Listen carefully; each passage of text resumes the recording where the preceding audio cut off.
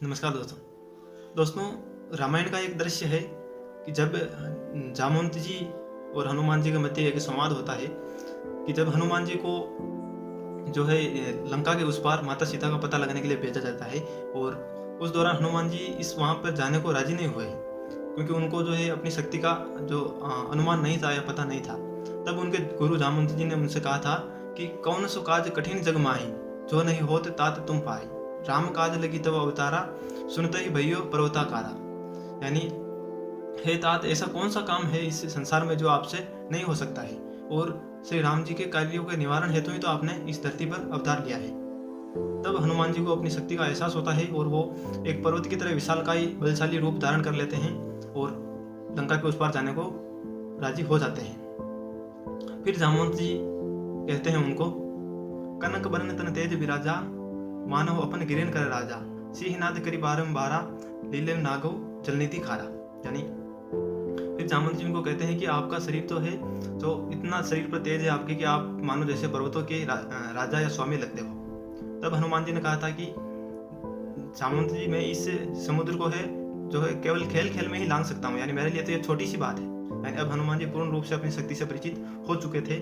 फिर जामवंत जी उनको कहते हैं, सहित सहाय राम नहीं मारा, आनहु यहाँ त्रिकूट उपारी, जामवंत में पूछूं तो ही उचित दिखावन दीजो मुहि। यानी मैं केवल लंका में जाके सीता माता का पता ही नहीं लगा सकता हूँ, बल्कि रावण को उसकी पूरी लंका समय सहित उनके सभी सहायकों सहित जो है वहां से ऊंचा कर ला सकता हूँ और उनको जो है मैं श्री राम जी के चरणों में डाल सकता हूँ। इतना मेरे में सामर्थ्य है। बस जामवंत जी, आप बस इतना कीजिए कि मुझे उचित राह बताइए। तब जामवंत जी वापस कहते हैं, इतना करी तात तुम जाई, सीता ही देख सिया सुधी लाई, तब निज भुजबल राजीव नैना, ओतुक लागे संग कपि सेना। यानी जामवंत जी उनको कहते हैं कि आप बस इतना ही कीजिए कि वहां जाके और पता लगा के आ जाइए। फिर श्री राम स्वयं वहां जाएंगे और अपने वानरों की सेना को साथ लेकर रावण का वध करके सीता माता को वहां से ले आएंगे।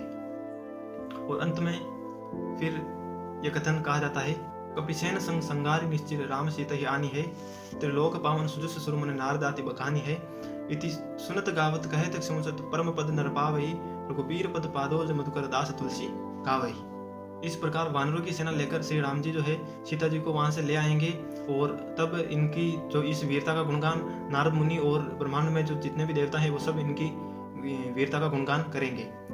और रामायण की इस घटना से हमें जहाँ तक मुझे लगता है दो बड़ी सीख जरूर लेनी चाहिए कि पहली तो यह कि इतनी बड़ी वानर सेना में, इतनी विशाल वानर सेना थी, उसमें से केवल हनुमान जी को ही है जो इस कार्य के लिए चुना गया। इसका मतलब पहली सीख यह है कि केवल हनुमान जी में ही वो सामर्थ्य था कि वो वहां जाकर सीता माता को पता लगाकर आ सकते हैं, यानी इस बड़े समुद्र को लांघकर। इसका मतलब ये कि हर व्यक्ति में कुछ ना कुछ विशेष गुण होता है, वो इतने बड़ी सेना में से केवल हनुमान जी में ये गुण था।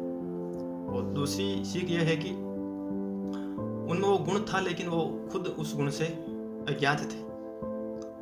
जब जामवंत जी ने उनको इस गुण से ज्ञात करवाया, उनको अपनी शक्ति याद दिलाई, तब उन्होंने उस गुण का उपयोग किया।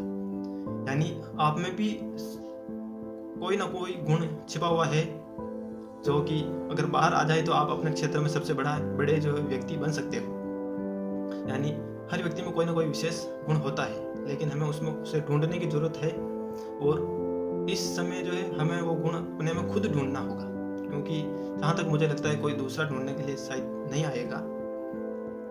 बाकी गुण हर व्यक्ति में स्पेशल होता है। तो यही मेरी आपको सुनाने की इच्छा की तो सुना दिया। अच्छा लगा हो तो शेयर कीजिए।